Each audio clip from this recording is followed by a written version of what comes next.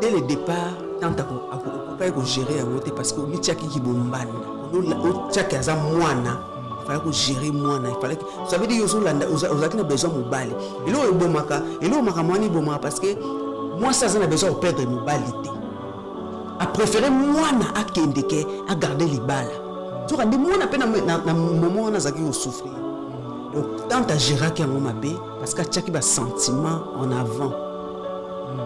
Ça veut dire parce que ça mwana oya bota kité parce que mwana oyo boti tant oyo ki ba ça ko abuser na yo quand même aux choc parce que yé attaque mo ki bombanda parce que ça mwana boti tout simplement parce que mwana oyo boti bomba ki neuf mwana libumu tant oyo ki likamba bon ça le choc siko yé a gérer quand on te passe quand ça ki ba ko bombanda nzoka ndeza ki no likamba parce que nous déjà bimina mbali nous ozo soyez que tout mwana toujours soyez ndé mbanda donc ça veut dire tant ozo pesa nouvelle ya tant ozo lobela likambo ya ozo lobela ngote ke mwana ozo lobela ngo ba ke ba mbanda est-ce que yo so ozo beta lisura mbanda no ya bien yo nous allons et bi garçon mo boya bien beta lisura garçon na bimana momina yo est-ce que garçon beta lisura na bien beta lisura na bien parce que ya zo beta lisura zo zo honorer ni karambanda ti lelo honorer na otika ka toujours mbanda na ye c'est ça même ata biso to défendre mais na mutu na ye na cerveau na ye a toujours honorer ni mbanda mais ngai lo na yebisa ye acha honorer ni mbanda te ayeba ke viol salamaki c'est-à-dire ayeba ke ezaki ki bombanda te banda na viol à propos na ye sur les comiques qui bombanda après parce que alinga honorer na linga sala ngo ande na nko parce que tant à défendre qui tant azaki na besoin ya soutien c'est vrai mutu muso yo avouer les kambo azo ki bombanda maman bina sala ngo na nko parce que déjà on vécu déjà viol pendant plusieurs années pas na yo le blessure le boto ce qu'on sala ngo na nko vous comprenez donc tant à tchala mutu na yeke ezaki na ngo ki bombanda te za viol ko la linga ki de quoi honorer avec na besoin soutien azo ki soutien moté ya mwana memela ki ngo.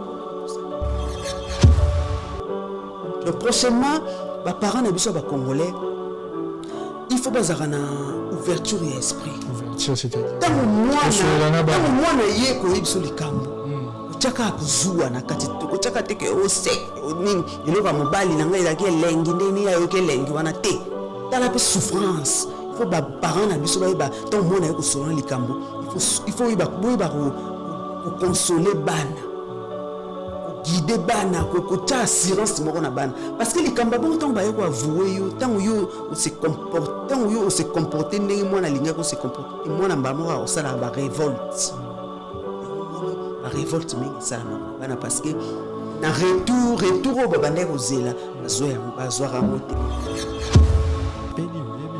batubeli ba sepe parce que batubeli ba chor balinga batu basangana oui parce que batubeli batila rebo motema basi pe batila ra inusbi motema parce que artiste yeba que tant aux artistes les ngana za artiste benazana ba jomo batila nga motema ba olinga jona ngate vous comprenez ngapa na yebike mobile na ngaza artiste na ba femme mo batila ki motema ba olinga ngate siko la mature nega o gérer relation avec parce que ngana za pe na la public na pe ba jomo pe balelanga il posa pas forcément qu'un artiste un homme d'affaires ba chéri mo pe balelanga yo ki tant que homme d'affaires mo raye bana bo ouais ba chéri ba pe na ba jomo bo tant que artiste ba to histoire ba revanga ça veut dire revanga oh bien sûr mo pe ba jomo o lela yo nega osala nega osala tu vas ndo le mais on alliance on a trafic d'influence sur le ça les artistes ont toujours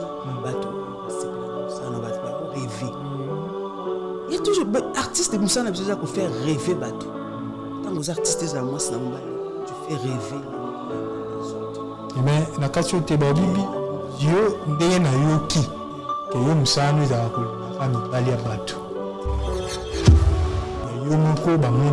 parce que ngana bato ba yebinga ba nazana réputation na te ngana za artiste ou na chanter na Paris nazana respecté na mibala batu non parce que il y a question de mibala batu ça question ça oyemba mobali mo za Maria sepela kana yo ngana za ndeti cadeau d'anniversaire ba benga nga na satisfaire mobali ya moto eyebana kotala kaka te ke ye asala parce que production kokende mpo perdre oyo ya moke oza nango ntango babengi so esika ifo yeba esika nini naotya lokolo est ce que na ozala nakobénéficie obe nakobénéficie kotala kaka kombo te papa Kofi baartiste parce que aza na chanteuse akolinga te ke ngai naleka alinga te nde Kofi mosala aza produit mais yo oza artiste nakolobelaka mpe bango te oza artiste yo mpe oyebi ke ozoluka kwama ozoluka visibilité nazwi force nazwi courage tosololi album na malili na ye inde awa nasa promotion nango ngai osala su promotion ya bato non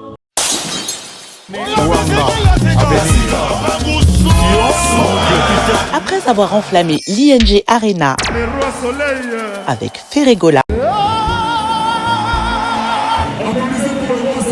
et émerveillé le public dans la même salle avec Koffi Olomide, le grand Mopao, l'artiste Soleil Wanga, Guy Van Bran, Papa Gou vous donne rendez-vous le 13 novembre 2025 à 18h au théâtre de la Place d'Italie, 13e art. Avec son groupe au complet. Un rendez-vous à ne manquer sous aucun prétexte.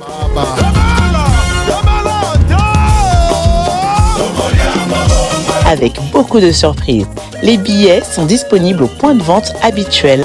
Papa Soin promet un spectacle haut en couleur. Calmos! Cadeau signé Double S Prod. Imaginez-vous dans le luxe le plus absolu, au cœur de Paris. Bienvenue chez Lucky Passport, votre service de transport en van limousine avec chauffeur, champagne et snacks de qualité. Des sièges en cuir spacieux, un ciel étoilé raffiné, un écran TV dans une atmosphère intime et élégante. Que ce soit pour une soirée spéciale, une occasion professionnelle ou simplement pour vous faire plaisir lors d'une après-midi shopping, notre service VIP vous garantit une expérience exceptionnelle. Besoin d'un passeport congolais dans l'espace Schengen en toute légalité? Contactez Lucky Passport pour vos démarches administratives en un temps record. Lucky Passport, votre partenaire de prestige pour des moments inoubliables à Paris et vos démarches administratives. FB100, le spécialiste de l'événementiel. Pour tous vos événements de qualité, par des professionnels, avec DJ, équipement, projection de lumière, feux d'artifice, fumée lourde, rideaux LED, gâteau d'anniversaire avec chariot magnifique, service traiteur à la demande, piste de danse, proposition d'écran géant, photo vidéo, des caméramens spécialistes, des professionnels. FB100. Congo, bana RDC partout besoin la bicho. Merci boy madame émission Abino Yalelo, émission noir sur blanc, émission informa Rabino et puis ça Rabino d'actualité à temps réel et puis en vrai. Voilà, je suis votre humble journaliste Kevin Bomena, 3 fois ABC comme on dit toujours, Moussalande et Zoloba. Aujourd'hui, je reçois pour vous quelqu'un au Binotu Boyebi et au Pi au Boyebi était Boromeka, beaucoup comment Koyebaye et puis Boromesanaye à la personne de Mistoula. Peso. Mistoula Peso. Ok. Sans plus tarder, c'est déjà Mistoula. Bonjour. Bonjour. Bonsoir. En même temps, bonne santé. Kitoko Makas. Kitoko Makas. Ok, merci d'abord pour une invitation. Yo pe salam alaikum. Malekoum Stala. Le système à David Mombele quoi. Théo système à David Mombele. Théo Azamouana. Voilà moi la muketi. Voilà babilo moi mike. Babilo moi mike quoi. Eh ya solo. Théo voilà moi to no beleza te. Gero vraiment ya suka. Théo za on gero te zande ka musala ko ba musala isa vraiment lengi mo. So biso nde to ça musala. La déontologie, intellectualisme et puis savoir-faire. La différence. Ok. Merci beaucoup. Tant que tu as une émission de Bisso, filet internet comprenez où ils ont justement le solo pour la talara nini zalaka. Tant que tu as une question de Bisso et badeli au retour na yo, toi surtout sur la porte moni affiche album na yo Mystère. Oyo. Album Utuko Bima donc et ça premier album on a sali banzembo belé. pona bandaki na banda album ngo depuis kala on a baki non na bimisa on ka nyonso na zala soulager mais ba album ko en fait eza album el bosoka na sala banzembo ebele au sali combien ça les a 13 chansons 13 chansons sikoyo donc carrière na ngana o mimango na banzembo na album na banzembo ebele te ba single plus eza plus ba single générique oza trop na rumba to na za album ya liboso na linga eza la rumba parce que na linga rumba makasi mais ko ya vraiment na ko varier na changer ba style pour musique et mikolo comme commercial donc il faut nga pena kota na bain pour na ko satisfaire mokili mobimba parce que ezaki plus pour na satisfaire ba congolais eza rumba satisfaire ba congolais pour za rumba mais sikoyo ba oya et vous avez plus commercial on a kota partout c'est-à-dire expliquer biso ça veut dire que il faut na kota ba communauté nyonso il faut na kota ba mboka nyonso ngani na lingi na za artiste mo international autant que nous artiste international il faut s'adapter pe na ba style où ils a ko fonctionner na monde vous comprenez donc il y a une vision nga oyo ba projet na nga ko yasi kota ba Côte d'Ivoire partout ba Nigeria dans le monde dans Afrique mobimba album alibomé za pona bana Congo ya pona ba congolais yango wana bazwa temps ya koyoka yango ba kota na chaîne na nga YouTube tout la peso donc ba s'abonner ba commenter ba tcha ba commentaire donc wana album alibosé za ki vraiment pona ba congolais parce que comme je suis ni congolaise ngana satisfaire communauté ngana satisfaire ba ekolo nanga mais o ekuba ba nzembo e ya sima vraiment aux plus international. Voilà.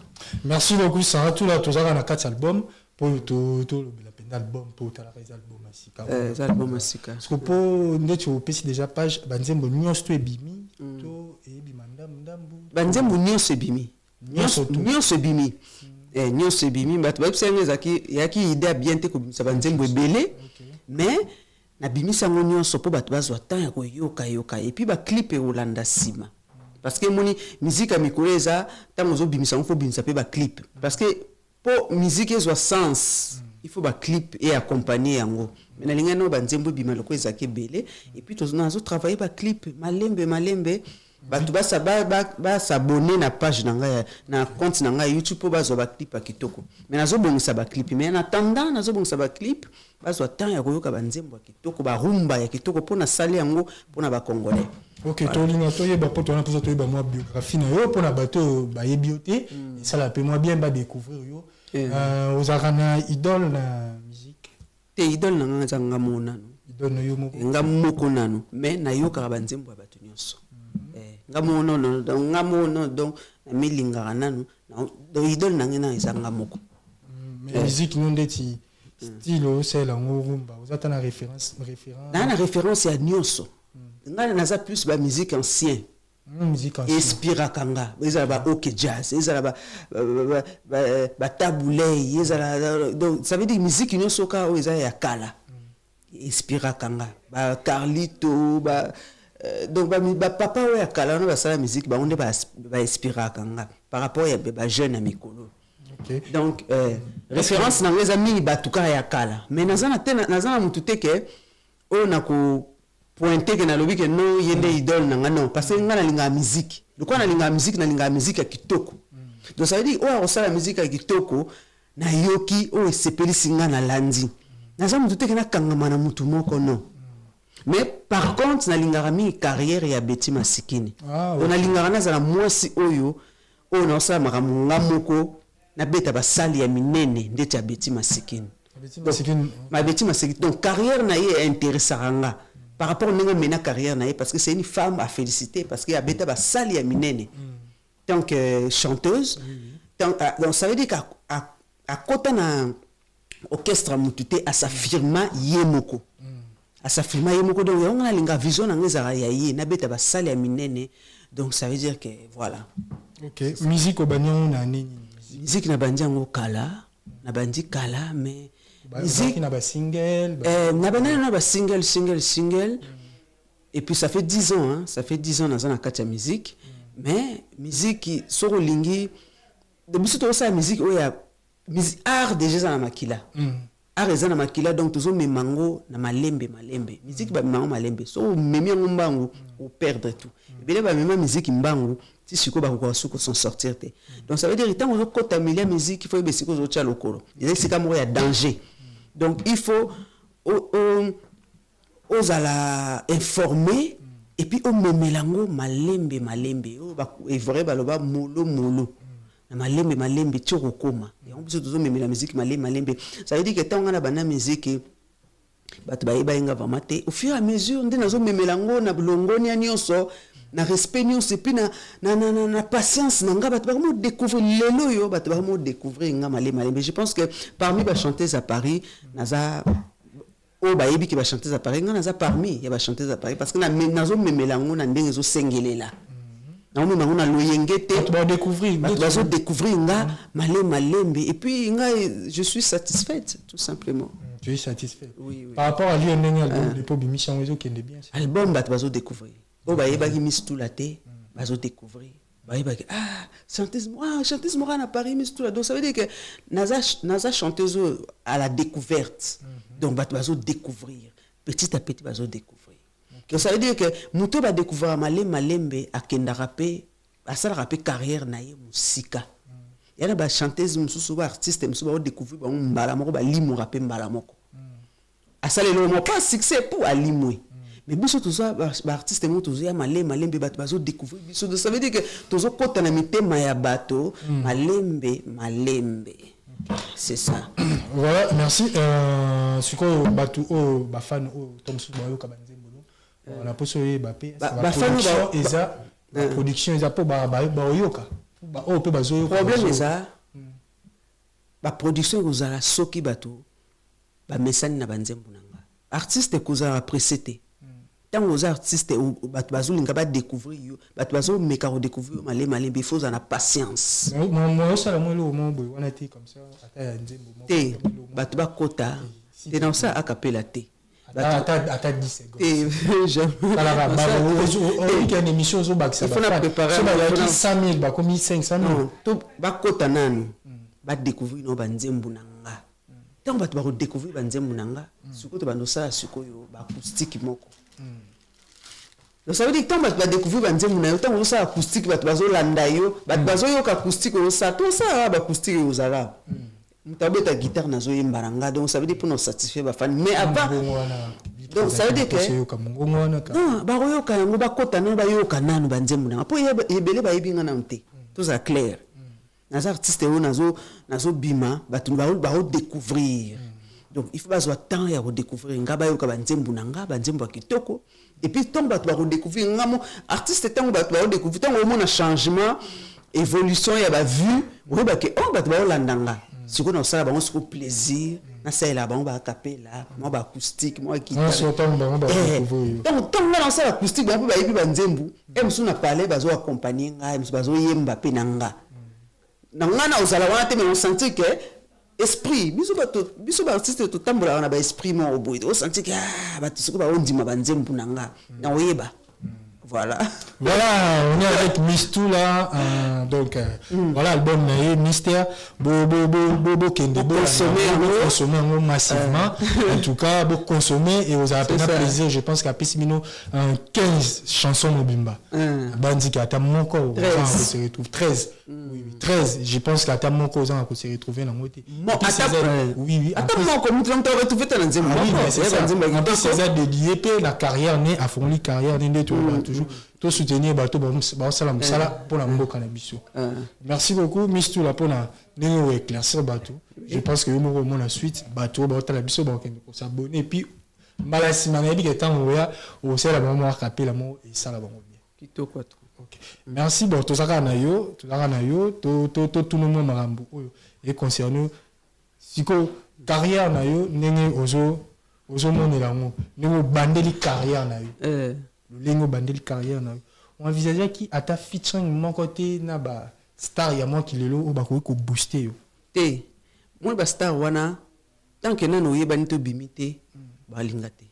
OK donc il faut ba mona déjà capacité artiste capacité na nga ezani donc ça veut dire que na olinga na sala eloko ba yeba ke non ba mon effort na nga parce que artiste on a baza soki non ça l'effort ya yo moko te ba olinga te ba fula yo en fait nga mo pe na za gêner na mona que non nga linga ite que na sa album mo boy na che featuring pour comme que yim ta fula ki ye parce que ndenga na uti 10 ans na bandi carrière na ngai tina comme boy donc la ligne vraiment na l'accent est fort na nga moko que je suis capable ya osa pe banzembo nga moko ce qui featuring est après et ça te que ayebani parce que ça la featuring non artiste d'abord faut l'accent non bo kasité na yo moko nano OK ou la kisi nano que osa capable de faire des choses sans featuring na robi makate na bimi na featuring non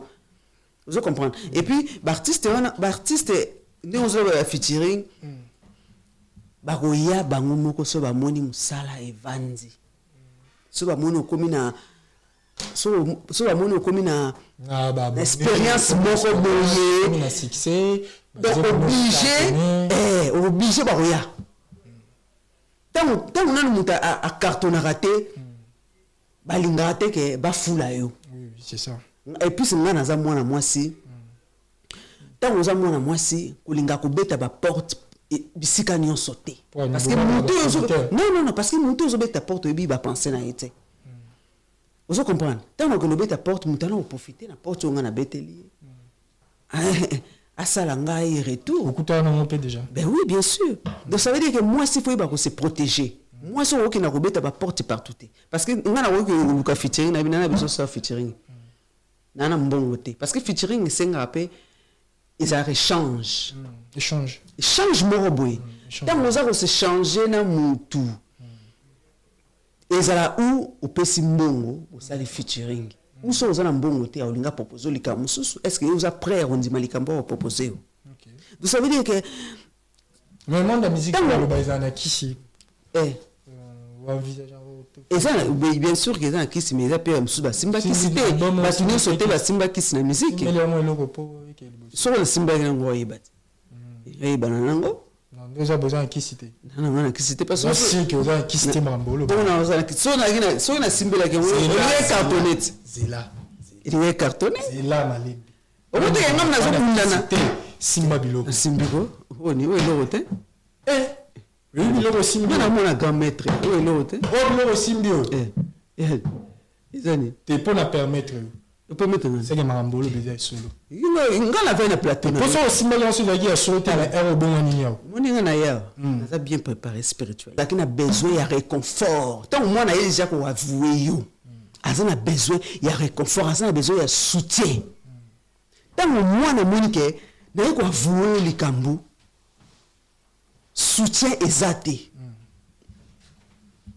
moi na bana msuba sa opposition bana msusu moni ah bon akomosa siko makama ona nko akomosa ona nko po moni retour te parce que tant osali likambo boye ko avouer vous avez besoin de rassurer vous avez besoin ça veut dire que souffrance parce que nous tous on bimeno sans consentement na yo ça na souffrance moko boye au moins depuis kala point na lobati parce que oui likambo yebisa ki était bon yo loba encore oui likambo ko loba na ajwana parce que alembaki on a ajwana on a besoin te que tata moko 50 ans maintenant na nzoto non tu peux peut-être aller na âge mwana wana zalaki oza toujours na besoin mobile âge na yo nous avons âge que tonton mo 50 ans maintenant kuna nzoto non donc ça veut dire que comportement honorine et outil à propos ya ba viol o ya vécu na ndako wana parce que mwana yeba été nene aussi mwana yeba été béni tala kongo sa marambona ba dégâts nyonso bato ba sala ka ba crime yoka nebiso omoni awa na poto ba crime nyonso o salama na poto so landeli ba criminel wana bo mwana na bango zakika ba difficulté ça veut dire ba traumatisme mususu ya bo mwana ipusaka mwana à se comporter bien te na kimokolo na ye ba criminel nyonso to mona na poto omona ba betaka histoire na bango ba mona ke non azaki violé tanga azaki mwana muke azaki maltraité tanga azaki mwana muke siko ça veut dire que comportement wana yango ba memango na kimokolo ba comment ko sala ba dégâts so talibi ba criminel non so bakanga na poto so la l'histoire na bango toujours viol ezala na kati soko landa histoire na bango maltraitance ezala na kati yango moni bakendaka na banzela ya mabe. Ça veut dire que si vous avez là, ce qu'encadrement est bien exact, ce qui est bolingo exact, bana ba bebaka. Vous comprenez? Nga eloko kana zo telema parce que maman ta mwana yo biso likambo. Yo zo ki bombanda. Oli olandela physiquement et spirituellement. Et olandela psychologie ya mwana yo zo landela ki bombanda zo tala sexe. Moi na yebisaki ke yazo kende parce que omoni batu mususu bana ndenge ya kuavouer mutu mususu akuavouer na kolela donc ça veut dire que mutu mtana ndenge ya s'exprimer ba sentiment na ya douleur mutu mususu akuexprimer ba sentiment ya douleur na kanda mutu mususu akuexprimer na ba larme ça veut dire biso to koza na réaction moko teta mulikambo ezala la biso. Ça veut dire que réaction ya mwana ça veut dire que ayeba ndenge s'exprimer ote pour mutu mtana ba ana ndenge s'exprimer ba sentiment na ye ya exprimer que mobile no bimana ngana ke a exprimer ngona kanda mais na ba mso ko exprimer ngona ko lela. Ça veut dire que pananga déjà alobaki mais azela ki retour moko ya bien et salama kité. Vous comprenez que ba consoler que ça veut dire que mwana bima abima na vision mususu ya vie. Donc ça veut dire que abima na vision mususu que je peux pas faire confiance aux adultes. OK. Ya mwana abima na choc moko bo émotionnel. Vous comprenez? C'est ça au kana na mwana. Mais bana malamu ni solo bina comprendre yo ba pe ba olanda ba comprendre mais moi la malamu tant mo likambu de pe bandeli ba sala nini ba ebisa ba parents. Nabi ya papa mususu awa so lobby tozo so bishasa so lobby to bomayo so ça veut dire eloko ni tonton na banda ko yibisa honorine parce que honorine azaki na 13 ans aux années moins mki c'est ça mais que wana déjà ça veut dire que mokolo suko ça dépend mokolo azo laver au cerveau ndenge nini parce que mwana mki ko laver cerveau na ndenge olingi mwana 12 ans ko banda ko laver en plus il y a banda ko vanda na ndako wana donc banda ko laver déjà cerveau pendant plusieurs années. Ce que l'objet de Salobo, ce que ton monde a eu au la soit à comprendre, à comment on a 17 ans, 16 ans, à comprendre que donc ça veut dire que pour n'a pas violent pour comprendre que ça m'a bé et soit temps parce qu'en même temps ça le viol, en même temps ça le chantage, en même temps ça le menace. Ce qu'il faut ça courage à avouer que oui, bah tu me suis pas bana me suis bâti lelo bah ça courage à avouer. À l'époque, on a 95, 96, 94, viol minga beau-père et Salama et belé. Oui. Et belé bana me soutient le ba ko avouer té. Monsieur c'est là viol monsieur là touchement. Beau-père no ba toucher finalement belé. Donc ça veut dire que bana monsieur ba koka ko avouer té. Vous comprenez? Donc c'est ça. Merci beaucoup pour la ndenge oyanoli par rapport sur ce qu'on conseille sur vos sa tante ninga yé na makambo wana aye ko avouer tant que mwana na yo ala na prison zo kemba conseil ko pesa na problème pour ça dès le départ tante ko kai ko gérer en côté parce que o mitiaki ki bombanda o tchaka za mwana il fallait ko gérer mwana il fallait ça veut dire yo zo landa ozaki na besoin mobali et lo ebomaka mwani bomaka parce que moi ça a besoin de perdre mobilité a préféré moi na akendeke à garder les balles donc quand moi na peine na moment on a zaki au souffrir donc tant à gérer qui en mabé parce que chaque ba sentiment en avant ça veut dire parce que ça moi na oya bota quitter parce que moi na oya boti tant oyo ki ba ça ko abuser na yo quand même aux ana choc parce que yi a chaque qui bombanda parce que ça moi na boti tout simplement parce que moi na oyo boti bomba ki neuf moi na libumu tant oyo ki likamba bongo ça le choc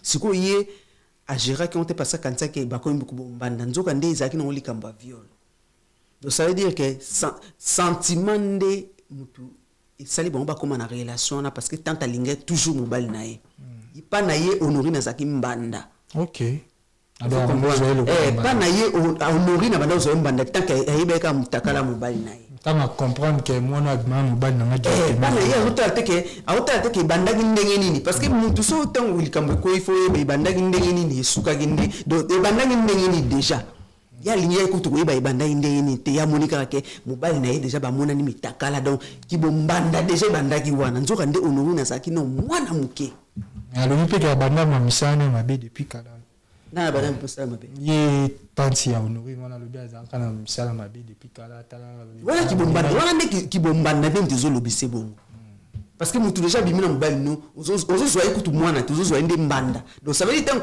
tango ozo pesa nouvelle ya tango ozo lobela likambu ya ozo lobela ngo teke mwana ozo lobela ngo ba make ba mbanda.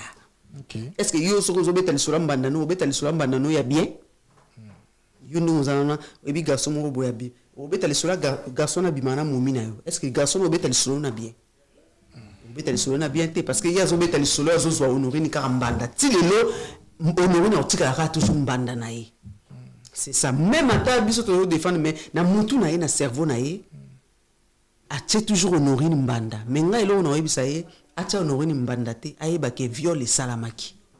Non, c'est-à-dire ayeba ke ezaki ki bombanda te banda na viol. Ba propos na ye sur les comiques ki bombanda après parce que alinga honoré na linga sala ngo ande na nko parce que tant à défendre qui était tant azaki na besoin de soutien. Tout ça ouais mutu muso yo avouer les kambo azo ki bombanda maman bina sala ngo siko na nko. Parce que déjà, au vécu déjà viol pendant plusieurs années, pas dans une le sur le rotobi, ce qu'on a ça on a un coup. Vous comprenez? Donc, tant à ça, nous tournons que Ezaki nango qui bombardate Ezaki viol. Le quoi la linga qui, le quoi on a besoin de soutien, Azoki soutien côté. Il y a un mémé là qui a un bongo tout simplement. Donc prochainement, bah parents na biso ba congolais. Il faut baser na ouverture et esprit. Ouverture, c'est-à-dire. Tant moi na ye ko ibso likambu. Ko chaka kuzua na kati ko chaka teke o sek ni iloka mobali na ngai zaki lengi ndeni ya yoke lengi wana te. Dans la souffrance. Il faut ba parents na biso ba tant moi na ye ko sona likambu. Il faut ba ko consoler bana. Ko guider bana ko ta assurance moko na bana parce que likamba bon tant ba ko avouer yo tant yo o se comporter ndenge mwana linga ko se comporter mwana mbamo o sala ba révolte ya omoni ba révolte mingi sala na bana parce que na retour au babande ko zela bazoa ngote c'est ça. Merci beaucoup pour l'analyse en tout cas ndeko bolanda biso vous avez parlé mis tout là pour la situation isolée ndeko honorine par rapport à famille. Mistu oui bi ke mikolo ba actualité pesa mo be ba ndeko na TikTok ba komo lakisa ba mbongo yo lakisa mbongo te et on va comporter pour tout le monde repose en influenceuse te na influenceuse te on les a blo mo ba basse classe mutu so aza danger j'ai pas besoin de ko lakisa. OK et ninga na zabwe mutu ninga o mona ngai ba ke na danger be na danger te na nga besoin te ke na lakisa ke na zana bo non on les a comportement ya comportement basenzi ya basenzi ya basenzi baba ndeko na basi quand même tout bango basenzi te moi si vous ko afficher karaté vino bat ba iba ko zabwe non au moins moi sa valeur pas besoin que ça a affiché nali ko to yeba te nani anga sala ki bwana na sala mutasala to nali ko yeba ko tuté to ko mutasala nali ko to yeba te nani na sala ki na sala ki menga zo pesa ka conseil. Moi sa valeur moi sa valeur et talinga kutu na ini ko yeba te ba ne sala ki yango parce que moi sa valeur pas besoin que tu yoloba pas besoin de relakisa vous comprenez donc so ba moni ko yeba que c'est une femme de valeur na élégance na yo na façon ta façon d'être ta façon de t'exprimer pas besoin de reprouver tu yeba ka zanango. Vous comprenez? Il y a une calanato, il y a façon de relaxer parce que vous avez besoin que les cabadinga. C'est ça qui vous senti. OK. Oui, qui vous senti parce que moi au moins bana wa bambongo. Ba yana bango te ke abimisi mbongo la disaka non. Et encore vous mona ene comment la façon que ninga za s'exprimer, yeba ke oyo bazana mo eloko. Comportement na ekaka oyeba. bano bakola bien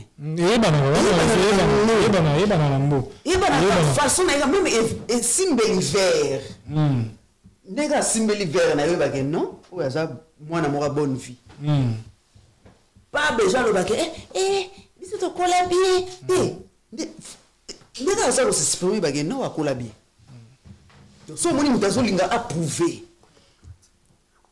so moni mutazolinga approuver que azana yango c'est que ça comme désespéré na mbolo bana bi ke yo batu ana olo ba potom si yo za na ngote bi ke yo ko kana dala na te ko kan pena manu bwana za ba masomo ba bas naza kuna niveau na ba ba to vitesse scolaire na tawana parce que manela za na range rover en plus mbongo naza kutu na tawana te po za ba masomo robo ya C na oya katena naza na boy mote ke ils ont concordé na image na ngate non vous allez na TikTok. Non, on a TikTok, oui. Vous savez pas publicité musique nous kuna. Oui, na salaka na ngai, mais était na ko macro, que na ko sala ba buzz moko boy poka na yebana non. Ko yebana ya kama malembe. Vous comprenez? Nous sommes déjà pour ba na boy pour vitesse pe na ma bité ba les na vitesse. Problème ezawana. Nga eloko nga e kontara pa na nga eza quantité te eza qualité.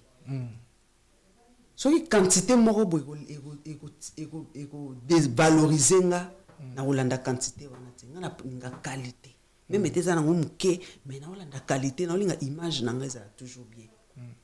Vous comprenez? Donc nga bato o kaka ba tambola mabe et o ba fula ka bato soki il faut que succès na nga uta pa na ye na ok na nga te na peut faire na za na succès donc on doit limiter au s'appuyer na mutu moko boy na lingité parce que image tikalaka salité tikalaka mais carrière il faut ba laver au sa carrière mo sala ngope bien kuninga to sa carrière mais salité moko ezana yo non il faut le sa carrière moko proprement bien même ate yo zwana ngotan ndima ezwa temps OK biso to ndima ezwa na ngotan ça la salité c'est ça na liyo ça ma salité te attends ba producteur moko hôtel dans Bokenda tito quelque part tant ozo ba salité ngana ba salité ya buzo ba kofinga bato ya kosala ba polémique ya bozanga tina oui mais même album na nganga mona produire yango siko salité ni ngana luka pona ni okami pona bimisa album tous les chansons on yo mto bien sûr ngam na bimisa yango ngam na bimisa yango na financer vous comprenez donc ça veut dire que tant ngam déjà na financer producteur mota ko influencer nga producteur mota ko sala nga avance mo pona ota déjà fort nini na sali pona bimisa album. Donc ça veut dire tant mto yo mona nga donc ça veut dire il faut yaka na ndenga bien pour dire oui moi so déjà sali be fort moi so déjà bundi bitumba ko ma esprit a olinga soute mutu mo ya ko sakana na ye mais au bala on est la vie privée. OK mais aux artistes quand même vie privée na bien moi ni titre album na ngeza mystère. Donc moi si faut la mystérieuse moi si ba ko yeba ka nyonso ya yote. OK surtout artiste il faut yeba ko zala ko protéger vie na yo vie de famille na yo il faut yeba yango ouais ka te ke ngai boy te yebi ke monde no koti basi mabala na pashi babala kana bon babala et babala te babala na pas te babala kana pas en fait au moins tant oyebani déjà o bimana n'importe qui te et te babala na pas c'est ça biso ko to za ba proposition ndenge na ndenge la proposition ba gender ya pe ba fanda pe na ndimi ke mistura ndimi na dimisa 20,000 la bala yo na bien ngaba zo na zo ba proposition ah bon malgré ba ba yebi vina ngati na zo toujours ba proposition vous comprenez problème est ça artiste ro paniquer na proposition te il faut bande nan o ngana ko s'engager na ya za ndenge nini parce que so on dit proposition moko ko bo ma carrière na yo mobimba ba ebele ba chanteuse ebele ba silama parce que ba sala ba kenda na ba sala ba orientation ya mabe parce que artiste ro il faut avant on dima likambo il faut ebesika ozocha lokolo parce que choix na yo moko boygo bebisa carrière na yo mobimba yango to roza loengete ke ondima n'importe qui faut ba ke sika ngana ocha lokolo na oza gagnant sika ngana ocha lokolo carrière na ngeko beba te sika na ocha lokolo na regarder toujours dignité na nga ba respecter nga parce que artiste étant au déjà yebani okutana mutu mo boya sa pour salir yo oui bien non donc ça veut dire que artiste rond dit ma proposition à n'importe qui té ça veut dire que tant que nous dit ma proposition mutu na que mutu a respectueux na que mutu a protéger nga na que mutu a rebattre ça veut dire que rond dit ma n'importe qui té OK. Ça veut dire que biso kutu nde tozorande ba proposition ndenge na ndenge mais il faut yeba nani ngo rondima yango tozara un peu méfiant. Comme artiste azara méfiant za moi c'est un mobile. Mais yo méfiance nous a partout. Même dans la musique, pourquoi pas des concerts les a ya munene ya mboka biso les bien mais il a fallu pour occuper kokende kuno.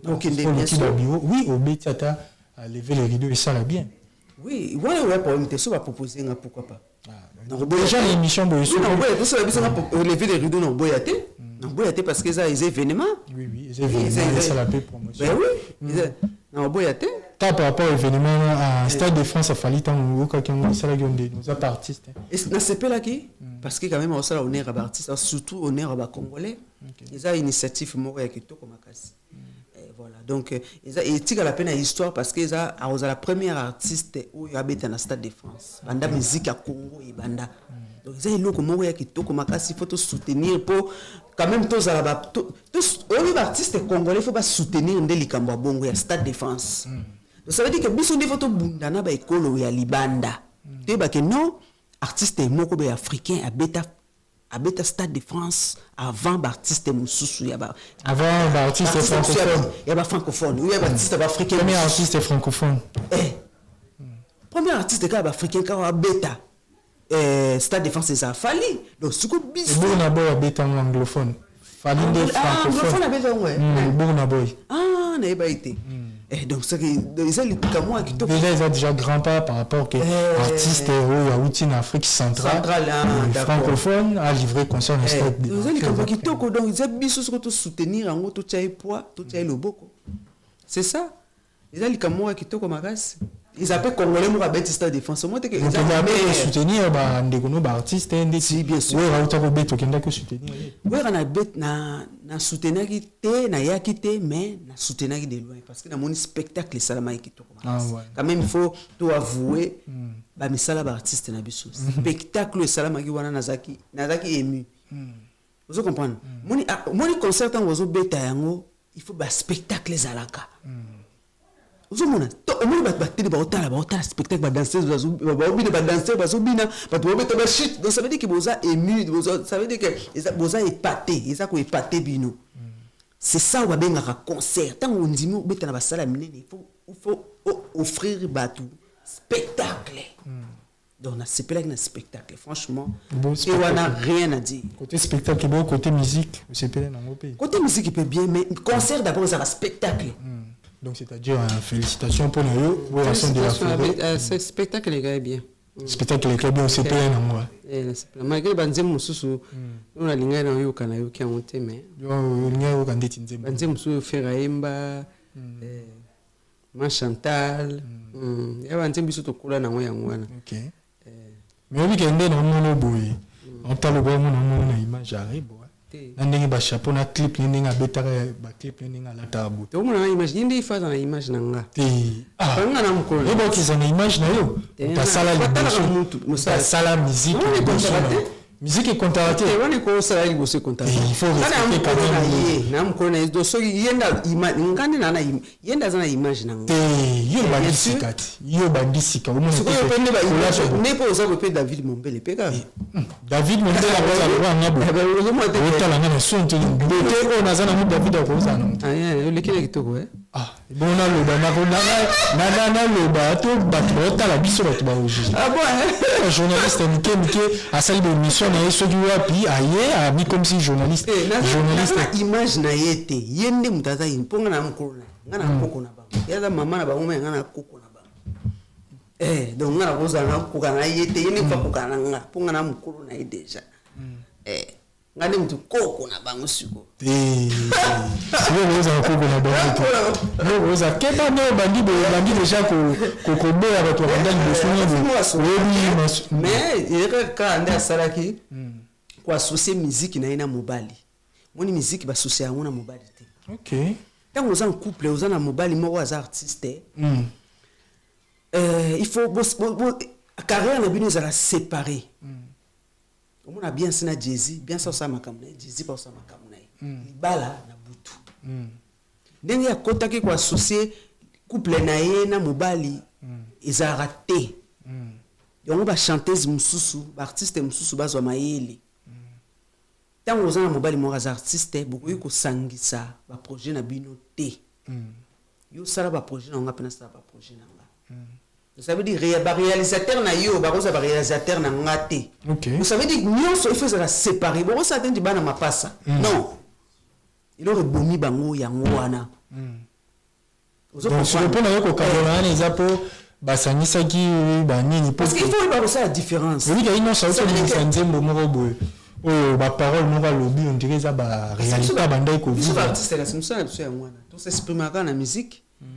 alobi ke azwaki ndaku na periode ya elanga problème eza nyonso ndaku ni bandai kobima libanda. Problème eza wana balingai baassocie métier na bango ezala neti ensemble mais pourtant mutu na mutu asala carrière na ye il fallait que nyonso ezala séparé. Ok. Donc eloko lingai korelier bango eza kaka na ndaku mwana couple mais côté métier il fallait qu'il pas base à la relier il fallait pas base à la même réalisateur il fallait pas base à la même studio moko il fallait que mutu na mutu osala makambo na ndenge na ye balinga bayokana. Yango ntango ozobima na artiste il faut pas kosangisa nyonso ensemble mon eloko ebomi bango yango wana.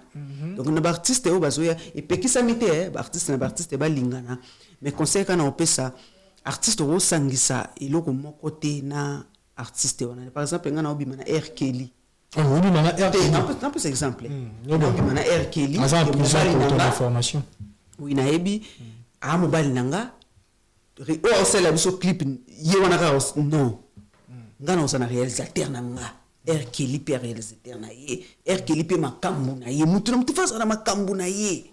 Ok. Pour respect ezala pour pe couple na biso ke liboso ça veut dire que nga na osala yo musala na nga ça veut dire que oza na contact na oya yo te malgré tout ça métier moko eloko bomoi bango yango wana parce que basangisaki réalisation basangisaki ba studio basangisaki nyonso ozokomona yango moni evandaki te eza na interdit te patibakazake non po bazaki artiste bango bale non eza interdit te kobima na artiste mais kosala attention ke bosangisa nyonso te mutu na mutu fazala na monde na ye parce que eloko mpe boma couple soki boza ya trop bosala nyonso ensemble bozomonana tous les jours ebomaka mpe couple.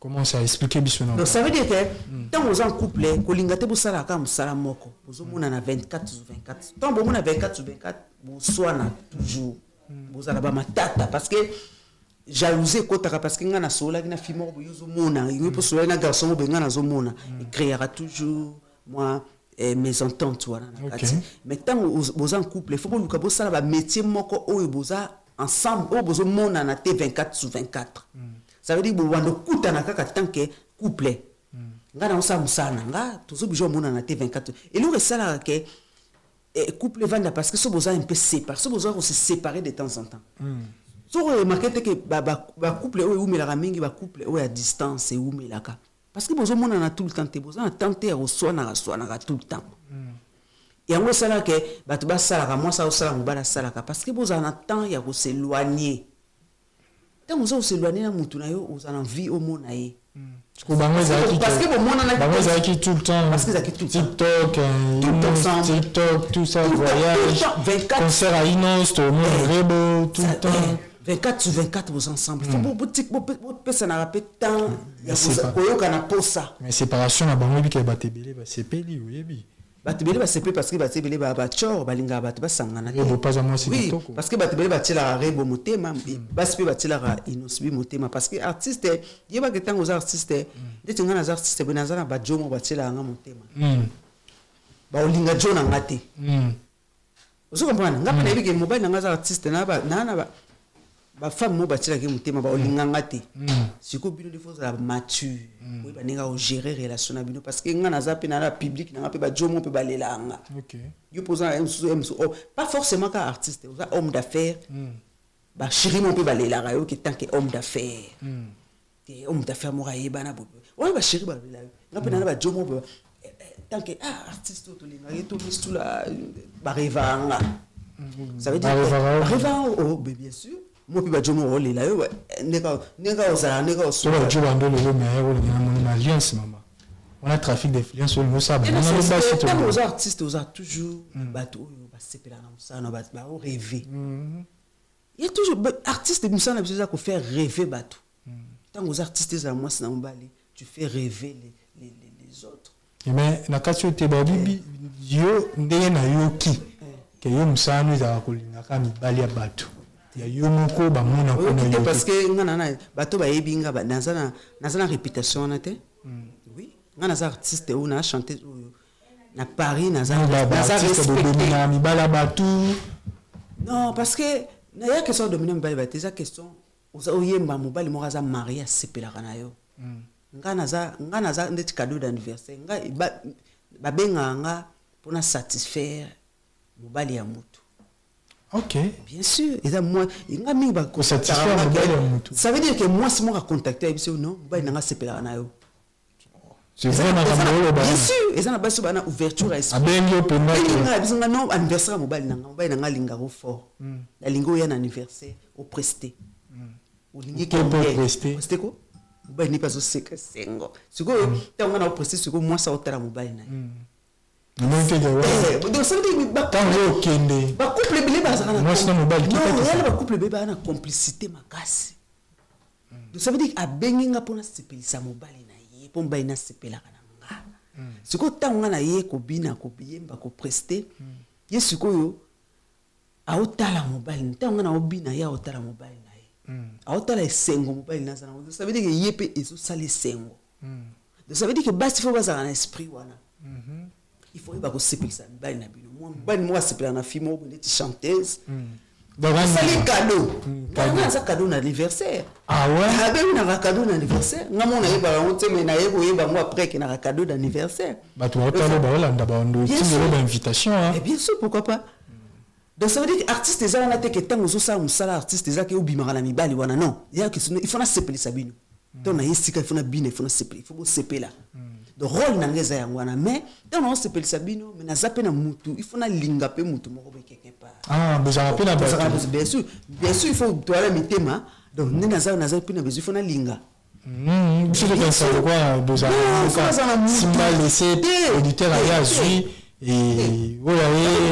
Parce que moi je finance mes projets. Nous allons la carrière des bandits. Ça veut dire que toi la carrière des bandits, mais il y a des additions qu'on fait bien produire au boya. Au boya. Bien sûr au boya. Pour la production kotala ka te mutu oya yebana kotala ka te ke ya sala parce que production ko kende pour perdre oya muki ozanango. OK tango zo ba bengi so sika il faut yeba sika ni na ocha lokolo est-ce que na ozala bénéfice na ko bénéfice be na bénéfice kotala ka kombote papa Kofi ba artiste de parce que ça na chanteuse olinga te ngana leka chanteuse ya linga tende Kofi Msala na producteur abonde makambo bien sûr Singi Mukazana de Tafana olinga te ngana ngai na leka Sinzi olinga ngote parce que ngana yetu wana lié moko te mais ya zana lié na Sinzi. OK. Vous comprenez donc ça veut dire que tant que tu déjà olinga produire yo bien olinga yo zape olinga benda il faut tala azana chanteuse déjà olinga te ke ngana leka chanteuse wana il faut ça conscient. Donc ça veut dire que chanteuse tant que les sika il faut yebe sika ngana ocha lokolo est-ce que ils a bénéfique pour nangobi na oza perdante. Il faut mutuer ça là ka. Nous ça la musique ça il faut ça zobate il faut ça la paix il faut ça en temps il y a ba réflexion il faut ça en temps qu'on réfléchir. Mutuno ça ko bengo ka te okende. Il faut tant que les sika na ocha lokolo est-ce que na gagner ou na perdre. OK.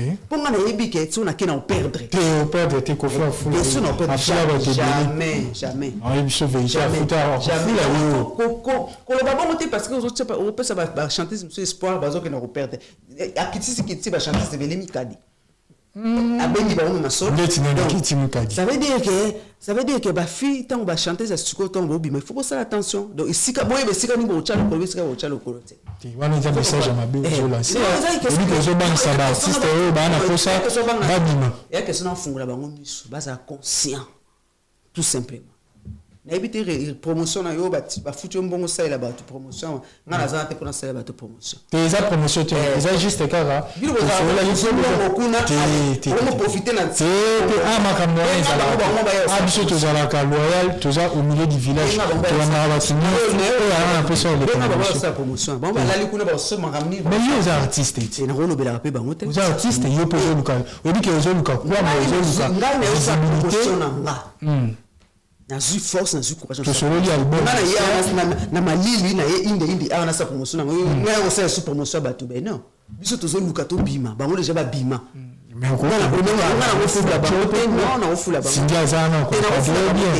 tant que chef d'orchestre soki azalaka soki nani aza deuxième personne aza déjà égoïste afulanga ndenge nini kutu badanseuse kuna kutu azofina bango bamusicien bazofinama nga na ofulanga non il faut otalaka peti pourquoi pas non aza déjà na quartier la tête déjà bato bazofulama te parce qu'il y a l'ingité bon nga soko muta libanda faut quand même faut réfléchir donc ba fiona bazokenda ko tchaka makolo kuna nga nazo comprendre ça donc mais les avana so za beso sela bango promotion na mutu na ngate benga bango ba ya ndenga na ye biso tozo bundana tozo ya sala ba promotion si wonga na yakawa na sela ba promotion kapela moko bato ba ya ndo ba yoka il ne sala moi bien comme ça baza atana image que fi on a eu ba bien émission na la bataille na ça na ça na ba niveau bato ba mo le parce que niveau à commune wa banga ko yeba OK niveau toke loba to ngote influencer OK loba to ça ba chanteuse déjà to lona déjà na Paris vous lona pas na Paris to ko pouvait sous batu mukiliti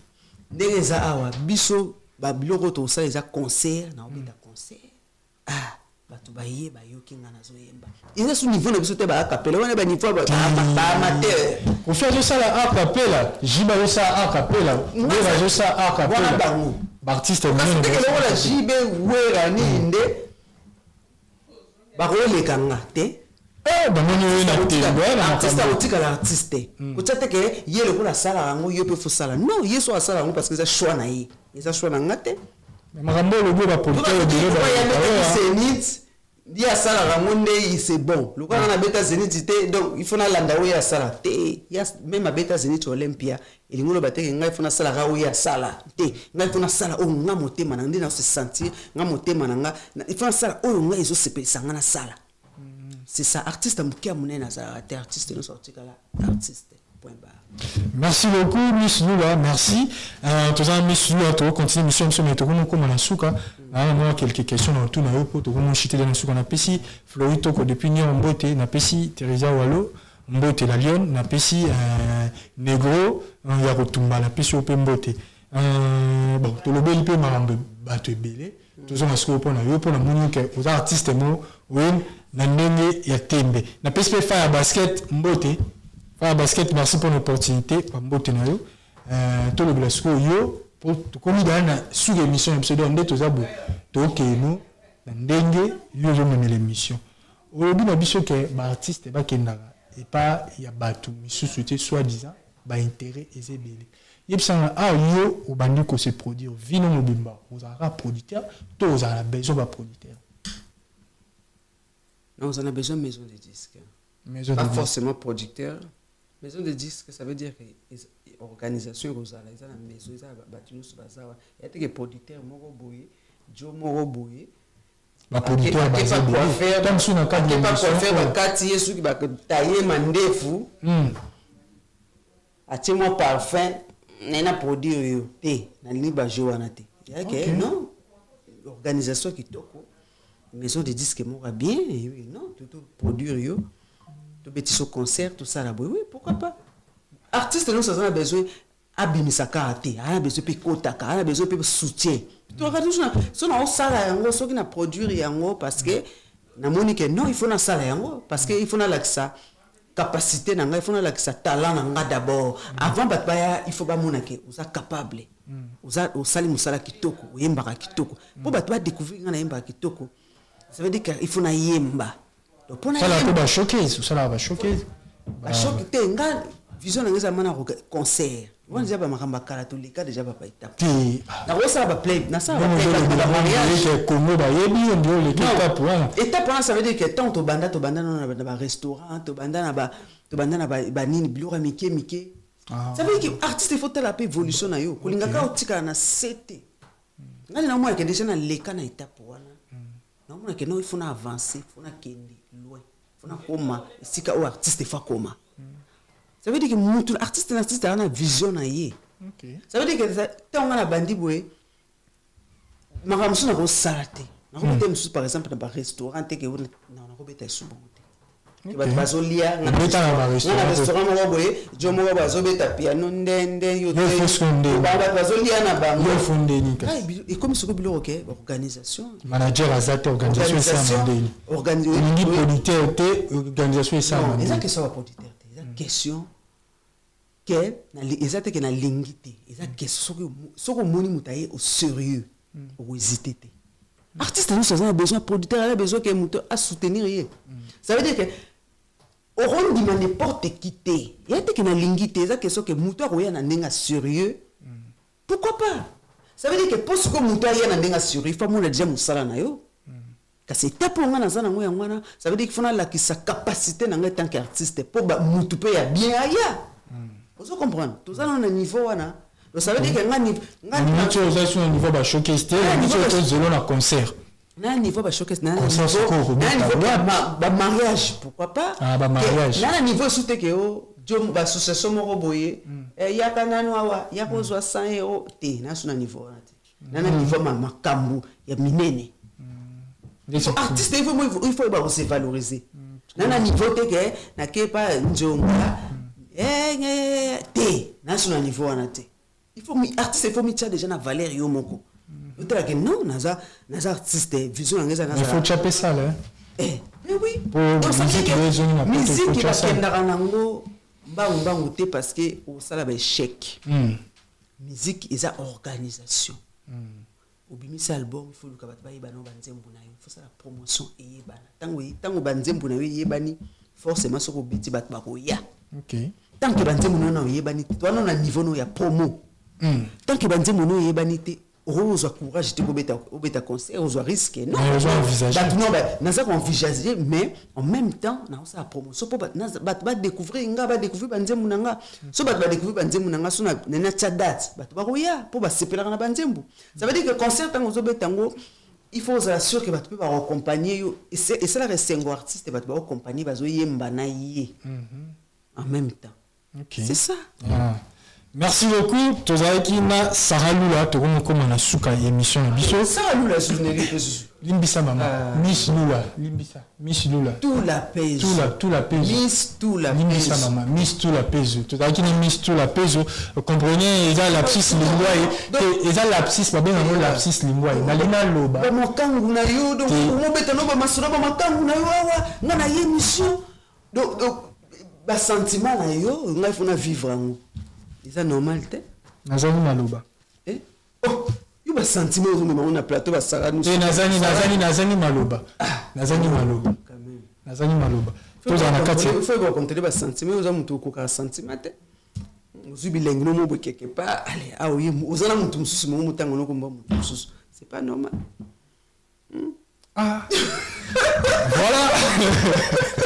Mesdames et messieurs, Miss Noah, artiste de redécouvrir, après si vous compte sur YouTube, vous découvrir, vous s'abonner massivement, moi la mboka, on va aussi il y a mboka la biso de bango, Miss Noah, tu comme dans suka émission la biso, Miss Noah, tu comme tout là, et que comme on a ma casse, hein.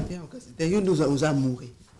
La wana soki utina wapi nga te kombo neza mwa makasi nga funa vivre ba makangu no ba chéri no kala nga funa vivre te tiko lo ba boy toza en plateau quand même batu ba otala biso toza en plateau limbisa s'il te plaît oya bomela libala pamba to komi na suka émission na biso to linga beaucoup plus o s'adresser na public no oyo ozozo esika et puis na ba oyo ba linga kayo elo nini ko senga na bango elo nini ko loba na bango public na nga sika bo kende boko tana na chaîne na nga YouTube. Bandela chaîne YouTube comme ça tout la peso beaucoup ta bo s'abonner bo ka banzembo kitoko ba rumba kitoko soki bo sepe na banzembo na sûr que bo sepela na ngoka après ça ba rumba mo kitoko bo ba j'aime bo ba commentaire vous appelez na rumba no préféré na kati banzembo no so ya kitoko ba découvrir Je nous en préféré, t'es pour me rappeler à moi préféré, oh, peut-être la bête en tout cas. Banzembo nyonso ya kitoko bazwa temps mutu ana style na linga banzembo so linga banzembo douce so linga banzembo un peu ya moi loyenge ça dépend mutu ana donc ça veut dire que waneza ya ka rumba bakota bayoka banzembo ya kitoko eza kuna na kati mais il faut ça au balai pour kitoko en tout cas le producteur ba petit côté oui bi ngam ne fona dominer ba producteur mo ta ko dominer nga donc mutu ko dominer nga kaka oya ko mona mukadi nanga. Ok. Mukadinanga donc ça veut dire que John nanga. Donc les restes. John dans le ba John nanga ba mort vivant ba mona na wate quoi. Ba mona neni. Bobomba bango soit disant ba job batu. Olingo kite okulia banga le boko. Osika mo linza ko chebo. John nanga papa obukangani ka le boko bosimba ni ndike banike. Obi kangani na zawa na amoureuse. On peut le bon kitoko amoureuse. Na le bon kitoko na ba bag no susu. Na alliance ne okota no olula ngo susu. Te bino obala te. Te bala tenene. Poso bali de jour pour jour. Ngane na linga bolingo boy vraiment il faut na balaka. Ngalinga manton tozola muka vraiment tozola muka na peignoir. Ngalinga vraiment donc na linga zo vraiment bolingo donc il faut. Est-ce que zoara moto il a ba rêve na yo ozo flasher ba moko jomo ko boya o channel to itondi. Oh. Tous doit quand déjà en ndako. Tous là tu as une stock compte dans la soupe. Bolingo elo mo kitoko. Donc ngalinga vraiment bali na nga. Na linga ma donc là na to la muka na ye vraiment tout ça makamunyo ensemble. Nga bolingo na nga ifeza bolingo ma mindele. Na linga te bolingo to ça donc yo te ngalinga ma na senti bolingo bien. Naza une femme amoureuse donc oyeba pe nyonso te yo zolingo kota na ba sentiment na oyeba tout to oyeba pe nyonso te mais yeba que je suis une femme amoureuse, je suis capable d'aimer. Capable d'aimer, oui. Une femme libre 100%. Moi je pense à 100% libre comme ibalité. Merci beaucoup Miss Tula to se peine ko mon émission biso to comme na suka ba dédicace pour to kabona biso bato balinginga baba le mono ba mesano ko bando mono mingi awa bolinganga naza chanteuse moko na lingi musana nga voilà bo s'abonner bo aimer bani nanga bo découvrir nga pe bazo ba découvrir nga bo zo temps ko découvrir nga voilà. Merci beaucoup, c'était un grand plaisir de te recevoir aujourd'hui sur notre plateau. Je pense que prochainement tu reçois le sous mine pour sur les ébélés. Donc on pense que tout ce qui a arrêté. Mesdames et messieurs, comme la sous émission la biso bino bat bolandi biso to pesi bino mbote di pa union stu bozwami na tongo na butu partout ibo ba katolinga bino mingi bo s'abonner encore massivement na Image Pro TV et puis ba commentaire ba suggestion bino il sera toujours important et puis ça vous courage pour ma bête rebonisa et malam trotika na. Merci beaucoup butika malam bye bye ciao. Ciao. Ça va monsieur Leki Kitoko?